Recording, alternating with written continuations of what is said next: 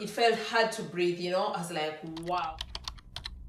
Welcome to the Life with Ruzhoff family. Life with Ruzhoff once again. Good morning, good afternoon, good evening, my lovelies, depending on which country you're watching from right now. I know we have different time zones. I'm shooting from Germany. For the new people here, I'm Ruzhoff once again on all my social media channels. Thank you so much for joining me on this journey. And for all the recurring members, all I can say is thank you so much. I appreciate you, and I'm looking to many more years with you on this journey. Right now, we're going to be talking about how to deal with racism. Um, Racism is something I would call very ugly, something very painful, something very traumatizing. If you experience it, or if you even just get to read about other people's life experiences with racism or encounters, you know, with racist situations.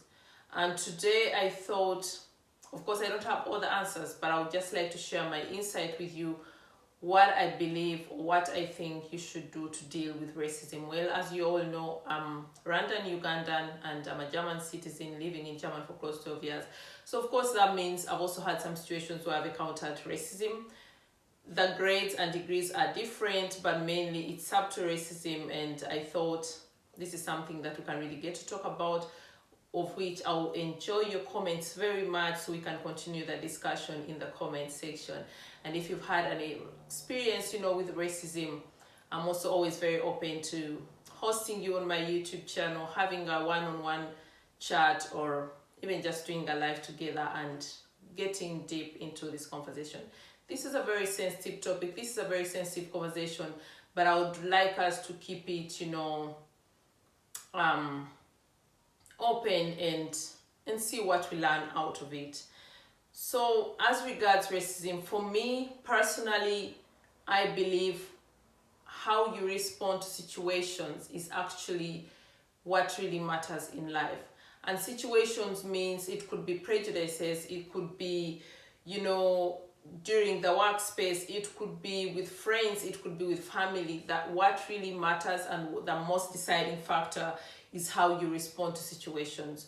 So, in connection with racism, I personally believe how you respond to racist situations determines how everything turns out. I personally believe is if you're confronted with a racist situation, of course, it's very, very important to make it clear, depending on the situation, that it's absolutely unacceptable, that it's not okay, and it shouldn't happen again. I'll just give a simple example. If someone calls you the N-word, you tell them it's absolutely a no-go, it's not right, it's ignorant.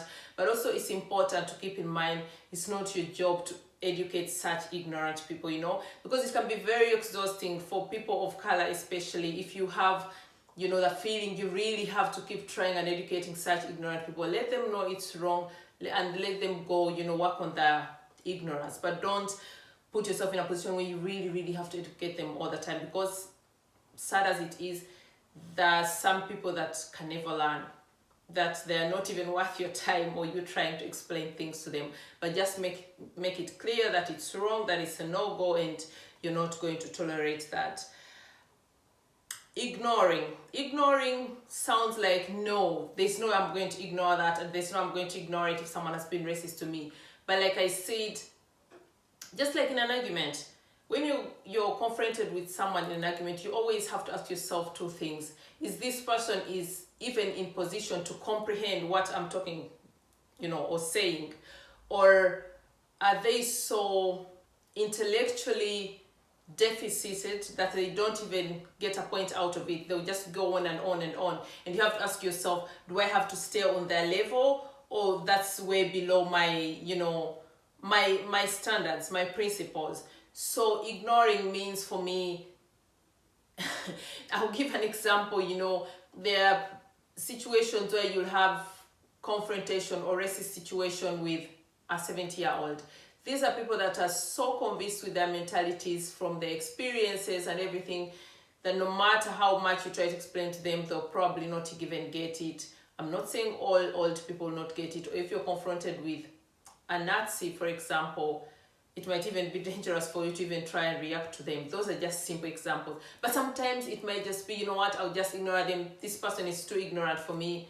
I'll go on with my life. I'll not let you mess my day. For example, it's very important to build your self-confidence, whichever society you're living in. If you're living in a society that exposes you to racism, and I would imagine we're talking about people who are living in societies that have an immigrant background. If you're living in society like me, I'm a German citizen and I feel really German, but still I have my migrant background. I'm still a Rwandan, Ugandan girl. So definitely, and because of the skin of my color, I'll be confronted with such situations. You really have to build your self-confidence. You really have to know you're enough. If someone says things like, that is common, especially among children, like they tell you your skin color is ugly, you look dirty, you're black.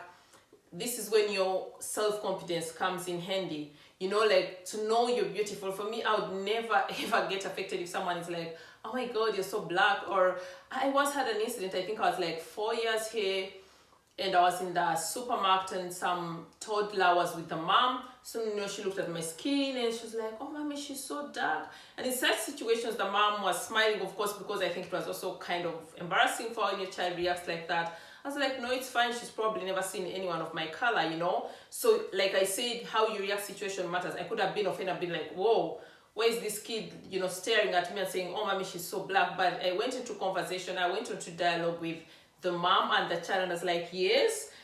And she was like, oh, does your color change? If I was like, no, it doesn't change. That's my skin color. It's because of ABC. And I ended up getting into dialogue with the mom and the child, and the mom tried to apologize. I was like, there's nothing wrong with that. She's now seen one dark-skinned person, so in future she won't be surprised or have to ask such questions. She's just a child, and that's fine. And you know, I don't have it in my memory as a traumatizing experience, as a bad experience, but I'm sure, 100% sure, it is like that because of the way I reacted. You know, so how you react to situations is very, very important. I could have gone like, oh my God, and racism, and this child is racist, and the mother is smiling, and, you know, made an elephant out of a small storm, you know, but I didn't. And for me, it ended up fine, and I'm hoping that that child learns something, and next time she sees an African person, she's not going to ask those questions. And I mean, it's a child. Those are innocent questions. She doesn't know why I have this color. She has nothing. She has no knowledge or idea about melanin. I remember when we were kids, like, let's be honest, like in the African countries, like in Uganda, Kenya, Tanzania, when young kids get to see like the white European people for the first time, most kids even go and hide in the house or under the bed because they think they're ghosts because of the white skin color. So I try not to over-emotionalize situations. I know, like I said at the beginning, racism is a very sensitive topic, but I'm giving you my point of view. And my point of view is I try not to over-sensationalize things, and I very, very important also, I try not to get into the victim situation. I know. Feel free to let me know in the comment section what you think. But I personally believe when you experience racism, you choose, am I going to be a victim here, or am I going to stand out tall, self-confident, and let this person know it's not okay, or maybe educate them if I care to, but I'm not going to be a victim. Because I think it's very easy to put yourself in that victim position when you experience such situations. But what does it benefit you putting yourself in a victim situation? Nothing. It makes you weaker. It makes you susceptible to more racism because people have the feeling, they feel the aura, they can treat you like that. So try not to go into victim mode. I never let such situations victimize me because I know who I am. I know what I can, and I know I'm perfectly okay the way I am. So definitely try to avoid going into the victim situation, like making yourself like a victim all the time. Don't dwell too much on it. It happened like now, this story I told you about that child, it happened 8 years ago or something like that.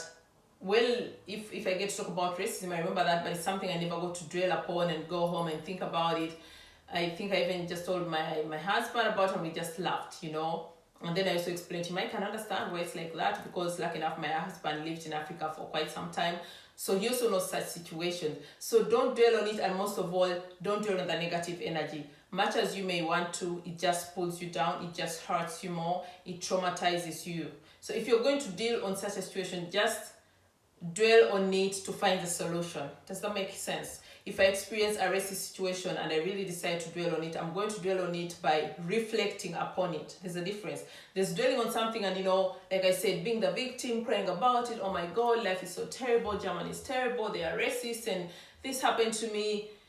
But there's also dwelling on it in a positive way, in a reflective manner, and asking yourself, what can I do about it? Maybe I'll use my social media, for example, to talk about it, to create awareness, or I'll get active in my community and create awareness, something like that. But try to always channel out the negative energy, because at the end of the day, you're the one to lose and not the racist. They'll mistreat you, they'll cause you this trauma and go on with their lives. So always try to find your way out of this situation with as little damage as possible. If it's a situation that is really bad, of course, we know that racism comes in all colors, in all forms. If you're confronted with a situation that is life endangering, if you're confronted with a racist situation that is recurring, maybe you're having a neighbor that is racist to you or your family and it's continuously going on despite you telling them it's not okay, then definitely you involve the police. You can open a case with the police and they'll really work on that. Or if someone calls you the N-word consistently, or even if it's the first time and you really, really feel offended by that, or you feel your only way of action is making them understand that it's actually against the law to call someone the N-word, for example, here in Germany, then report them to the police, do something like that. Another example I can give you is, like I said, for me, I've not really had like big situations. Most of the racism I've felt has been subtle. You feel it especially in the workplace or on social gatherings. Like I told you, people sizing you up, your sense of fashion, your character, your vibrancy. You feel it, right? But like I said, I don't dwell on that. What people think of me is their problem, their business, not my business. I do me and I let them have sleepless nights, worrying and wondering how someone can be so vibrant and live their life, So that's the problem, not mine to solve. Maybe a concrete example I can give about myself is I remember my very, very first job here in Germany. That was also in my field of profession, social work. I remember we were having a team meeting. We used to have those team meetings every Tuesday. And there was this 58-year-old colleague, a woman, like we're talking about, our teams are basically about talking about different cases. If you're having like a case that needs discussing with colleagues, maybe they need to give their input. So we were talking about this case, and after I'd spoken and given my input, she was like, people, I want us to first make a stop here briefly. I want to apologize to Rosanna for the way I thought about her the very first time we got informed that she was going to be our new colleague. So she was like, she looked at my picture. Of course, like in German, when a new colleague is coming, they announce that on the company website, and then, put your photo and your portfolio and everything. So of course they could see I was a black girl. So she was like, she thought I was an N quote. I don't like saying that word. The Germans know what that is, that, like the N word, and then quote means like, you're just an inclusion figure, they just give you that job because they want to have someone black or someone of your skin to seem inclusive. And then she's like, but oh my God, ever since you got here, actually, we've all been talking about you, and to be honest with you, you're way intelligent for this job. You actually don't belong here. You're supposed to be doing ABC, and I really, really want to apologize that I thought like that about you. And that was you see how I'm breathing. It was my very, very first time to have like proper direct racism thrown in my face, much as she was apologizing. And I remember I felt exactly the way I'm feeling right now. Like my chest felt tight, like it felt hard to breathe, I was like, wow. And especially I remember what hurt the most was the N word. And I was thinking, wow. I was blown off for a second. So I remember looking at her and she's apologizing and smiling and at the same time telling me how intelligent I am. Well, I know I'm intelligent, that's what I was thinking. But I was like, holy moly, how dare you?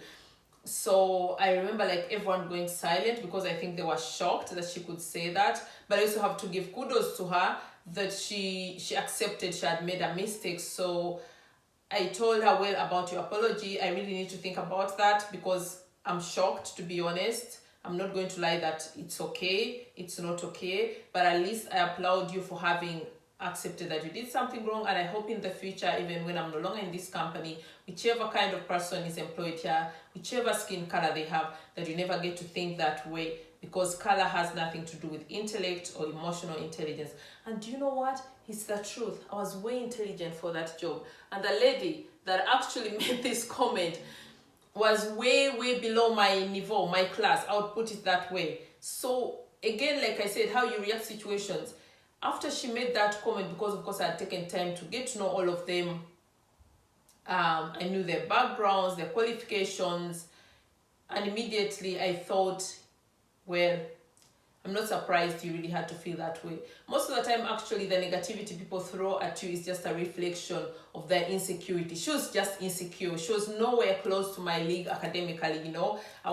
She was way below my class. I'm sorry to use that word, but intellectually, academically, emotional intelligence, she was way below my league. So probably what she felt, what she thought about me prior to even coming to work in that company was all a reflection of her insecurities, and that helped me to deal with that. It was hurtful, but it's not something that really took my energy. It's not something that pulled me into a dark hole, because I could put, I would say, a name to it. I could put a tag to it. I could understand it, why she's that way. And I knew, okay, she's a very insecure person. She's nowhere close to my intelligence. Sounds very arrogant, but sorry, like I said, it's all about self-confidence. And if you don't believe in yourself, it's going to believe in you. So her insecurities made her think that way, made her feel that way about me. And getting to understand that helped me deal with the situation. And I remember, I think like after a few days, like during our next team on a Tuesday, she again came to me and she was like, I'm so sorry, and brought me flowers and was like, I'm so ashamed of myself, and tried to talk about it. I'm like, closed topic. I really don't have time for negative energy. That you even thought about it is terrible enough, but thank you so much for apologizing. And for me, most important, I hope you learned a lesson out of it, and I hope you consider me now an appropriate colleague for you, for your standards. And of course, I knew they liked me. They really liked me. And I left it at that. So like I said at the beginning, how we react to situations is very deciding, is actually the most deciding factor to everything that happens to you in life. And yes, in case you're wondering, this lady and I, she's now, I don't know how old she is, but she's already in her 60s. We're still friends. You know, I'm no longer working with this company, but we've been in touch. Even when I left, we stayed in touch. We chat every once in a while with WhatsApp. We're planning to meet again for cappuccino one of these days. And I don't feel, you know, like bad energy towards her, you know, because like I said, how I got to reflect upon this situation for myself, and of course the fact that she came out there and apologized. She didn't have to. She didn't even have to say that she thought about it, because no one knew she had thought about it. But I believe and think that the fact that she recognized she had been, prejudiced, and what I believe we all have our own prejudices, that made me respect her and give me the room and the space to forgive her. So for me, she's clear in my books, and the fact that we still have a relationship now, that we meet every once in a while for ice cream or cappuccino, although we are no longer in the same company, shows me that my reaction helped a lot. Had I reacted differently, maybe she would have still been the same person, you know, who has those prejudices. I don't know, but for me, it helped. And when I look back to it, when I say that N-word, it feels bad, not really because of her, but because that's a word that is very demeaning, very abusive, very unnecessary, honestly. So it's the word, but the situation doesn't, re-traumatize me when I talk about it, because of the way I reacted to it and managed to, I would say, to solve it for me in my own way and take out the lesson out of it. So basically, I decided to learn out of it instead of keeping it as, a trauma. And once again, and in case, instead of, putting me again in this victim position, I would have said, oh my God, imagine how could she have thought that I'm intelligent, I'm educated, I'm this, and I have this experience, and I would have made my life a living hell, because every time you really think about it in that way, in this negative way, it sucks you up. it puts you in this very dark hole that is very difficult to come out of. And I'm sure it would have deterred my self-confidence and my future as regards my career, but actually it made me actually believe more in myself and decide I'm never ever going to let people like you have their way and think maybe you're better than me, because I know who I am. So I decided to take a lesson out of it and not turn into a victim or look out for the negative. So always try to get lessons out of things if you can get something positive out of it, and avoid the victim mentality. I know, of course, if you're confronted with racism, you're the victim. That's no doubt. There's no question about that. But don't stay there way too long, because it can be very draining and it doesn't bring you anywhere. It just pulls you back, sucks you in, hurts you, and traumatizes you. So those are my 2 cents of how really to deal with her, with racism. And if you ask me, was it okay that she did that? No. Was it pathetic what she even thought about that? Absolutely. But what matters to me is that she apologized.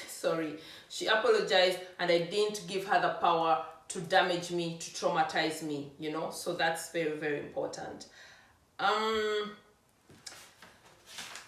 Well, as we conclude, once again, if you've ever experienced racism, no matter how bad or depending on the severity of it, I'm sorry about that. I'm reaching out to you and saying sorry you had to go through that. But don't let your experiences, your traumas, keep you in that dark place for too long. Don't give this racism the power to hurt you. Don't give racism the power to damage you, to destroy you, to sabotage your future, your career, your family, and your life. Take back your power. You are perfect the way you are. You are amazing. You belong. Whichever society you're in, if you're living here in Germany, you belong. For those people who have traumatized you and made you feel like you don't belong, it's their problem and not your problem. So take up your power again, get your power back, and live your life to the fullest. My conclusion here is there will always be hurdles in life, to be honest. And these hurdles will always be in different situations. It will be in the workplace, it will be in your own family, it will be among your friends, your friend circles. It will be anywhere and everywhere, and it can even be in a society. And normally what I say is every society has that rotten apple. Every society has some idiot. Every society has some ignorant person. Every society has some not so nice person. It doesn't matter where you are, even your own society where you come from. So always try to see life that way, and don't let that get you in this dark space. Like I told you, there will always be hurdles. Like I talked about in the beginning, the weather in Germany, I don't like winter. It's too cold. But like they say, there's no bad weather, it's only bad clothes, and they're right. It's my fault that I don't like winter clothes, but like I said, I found a way to work around that by buying nice quality jackets and shoes, and I still get around. So always look out for the positive in life. Always be realistic and honest. No matter which society you live in, whatever happens to you, just know that in life there will always be those hurdles, there will always be tough times, there will always be hard situations, and the best example is even amongst your own family. So ask yourself, if you can have situations with your own family members, even your parents, why do you think that strangers are always going to be very nice to you? Why do you think that strangers are always to love you and think you're perfect? Just be realistic. Or if you're married or you have a boyfriend or girlfriend and you're conflicting with them every once in a while, what makes you think that other people will not have problems with you? It's only natural, it's only human, it's only normal that we'll always have those situations in life, and just always try to get back your power, to avoid getting into that dark space and getting lost. So my conclusion, like I started at the beginning when we were talking about how to deal with racism, is the most deciding factor, the most deciding situation is how you respond to situations. I repeat, life is not about what happens to you. Life is not about how bad your situation is. Life is about how you respond to situations. And from me to you, I would say try to pick lessons out of situations if you can't pick anything positive out of it, and try not to stay in that dark space for way too long. Get back your power. If you've been there, get your power back. Be you, be true to yourself, and don't worry about what people think about you. Don't worry about their opinions, their prejudices. That's their business, not your business. Once again, as I'm completing this, I must emphasize racism is ignorant. Racism is very hurtful. Racism has no space in our society. Racism is wrong. We are all one people. We are all one human, and it serves nothing or serves no purpose for us to be against each other. So if you're watching this video, be kind always. Be kind to all human beings. Be kind to animals and everything and anything in your society. At the end of the day, we really only want to live. All of us here are just on this journey called life, and all we are trying to do is live the best way we know how. So be kind always. Thank you so much for watching this far. I'm hoping you have already subscribed. Like the video, that helps us grow. Let me know in the comment section. Let's get deep into this conversation. If you'd like to share your story with me, if you have any, different ideas as regards my views, feel free to let me know in the comment section. Or alternatively, you can DM me on my Instagram at Ruzhoff or my Facebook at Ruzhoff. Actually, that's my name on all social media channels, and we can get to talk deeply about it, or reschedule